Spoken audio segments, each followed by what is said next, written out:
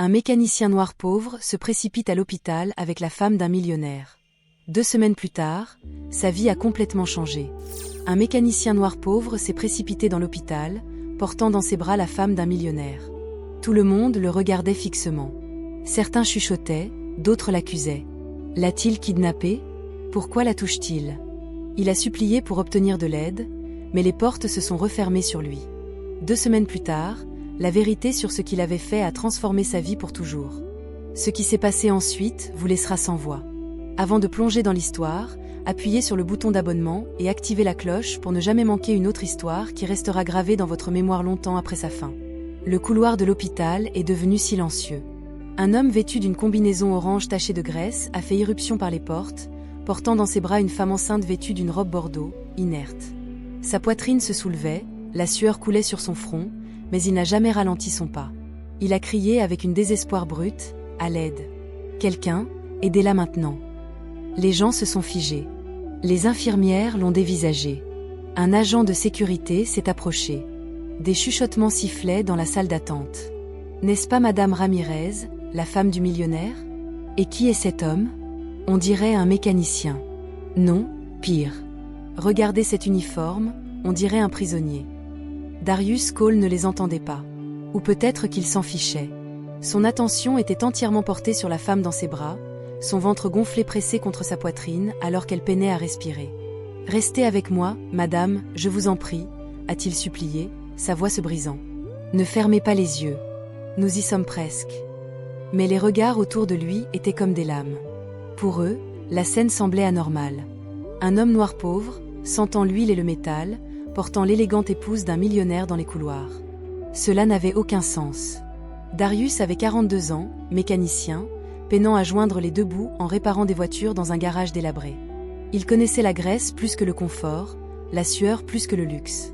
Chaque jour, il essuyait ses mains sur des chiffons qui ne devenaient jamais propres. Cet après-midi-là, il rentrait chez lui après un double quart de travail quand il a vu Elena Ramirez effondrée près de sa voiture. Tout le monde la regardait fixement. Personne n'osait toucher la femme qui appartenait à la richesse. Mais Darius s'est précipité, ses instincts prenant le dessus sur l'hésitation. Il ne connaissait pas son mari, ne se souciait pas de son statut. Il ne voyait qu'une femme et un enfant à naître en danger. Alors, il a porté, courant jusqu'à trouver un taxi, ordonnant au chauffeur de se rendre à l'hôpital. Maintenant, il était là, essoufflé et désespéré, ignoré par les personnes mêmes qui auraient dû aider. « Monsieur, arrêtez-vous tout de suite », a lancé un garde, se plaçant sur son chemin. Sa main planait près de sa ceinture, comme si Darius était une menace. « Posez-la ». La voix de Darius s'est brisée, mais elle a tonné dans le couloir. Elle ne respire pas correctement. Elle a besoin d'un médecin maintenant. Une infirmière en blouse verte s'est précipitée, le visage pâle. C'est Madame Ramirez. Apportez un brancard, a-t-elle ordonné à ses collègues. 2 autres se sont mis en mouvement, les roues d'un brancard grinçant dans le couloir. Darius a doucement déposé Elena, ses mains tremblantes alors qu'il la transférait sur le brancard. Elle a gémi faiblement, ses paupières papillonnant, mais elle ne pouvait pas parler. « Pouls faible », a dit une infirmière avec urgence. « Elle est en travail », a ajouté une autre, ajustant sa position. Alors qu'il s'apprêtait à l'emmener, Darius a instinctivement saisi sa main. « Tout ira bien », a-t-il murmuré, serrant ses doigts. « Ne lâchez pas. Ils vont prendre soin de vous. » Mais avant qu'il ne puisse suivre, le garde a tendu son bras. « Pas si vite. » Darius s'est retourné, incrédule. « Qu'est-ce que vous faites? Elle a besoin de moi ici. »« Vous en avez assez fait », a répondu le garde froidement. « On prend le relais maintenant. » Une autre voix a fusé depuis la salle d'attente. « Vérifiez-le. Les hommes comme lui n'aident pas les femmes de millionnaires sans raison. Il l'a probablement kidnappée, » a murmuré quelqu'un d'autre. Ou pire, a sifflé un autre. Le poids de leurs soupçons pesait sur lui. Les poings de Darius se sont serrés, sa mâchoire tremblait de rage et d'impuissance. « Vous pensez que je lui ferai du mal? Je l'ai porté ici quand personne d'autre ne voulait lever le petit doigt, et maintenant vous voulez perdre du temps à m'accuser ?» Mais les infirmières poussaient déjà Elena à travers les doubles portes battantes. Sa main a glissé de la sienne alors que le garde le retenait. Ses lèvres ont bougé faiblement, mais ses mots se sont perdus dans la précipitation. Puis les portes se sont refermées bruyamment. Darius est resté figé, la poitrine haletante, les yeux brûlants. Il avait sauvé sa vie. Pourtant, il était maintenant traité comme un criminel, exclu alors que la femme du millionnaire et son enfant à naître luttaient pour survivre à l'intérieur. Le garde a croisé les bras. « Asseyez-vous. Quelqu'un va vouloir vous interroger. » La nuit s'est étirée comme une punition.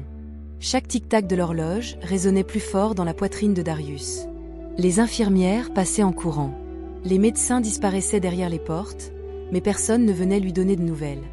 Il était assis dans le couloir, les mains enfouies dans ses cheveux, sa combinaison humide de sueur, avec encore les faibles traces du parfum d'Elena sur lui. Le garde ne partait pas. Il s'appuyait contre le mur, les bras croisés, les yeux perçants, comme s'il attendait que Darius s'enfuit. « Tu peux arrêter de jouer la comédie » a-t-il marmonné à un moment. Personne n'y croit. Un mécanicien qui se pointe avec la femme d'un millionnaire. Ça sent pas bon.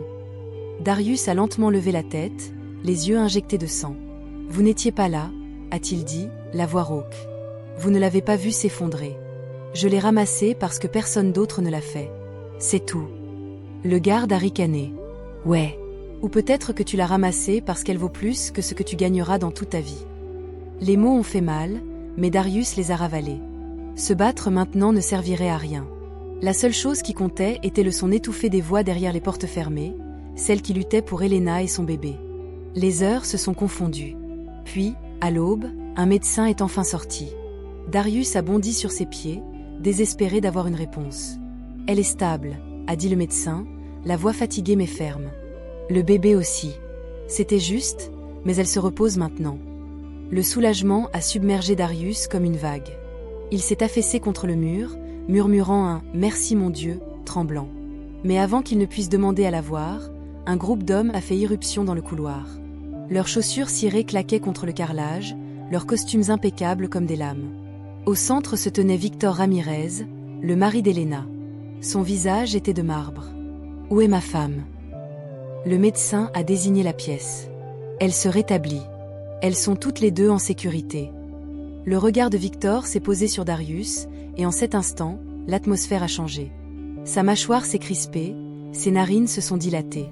Il s'est approché, scrutant la combinaison tachée, les mains rugueuses. « Et vous, qui êtes-vous, bon sang ?»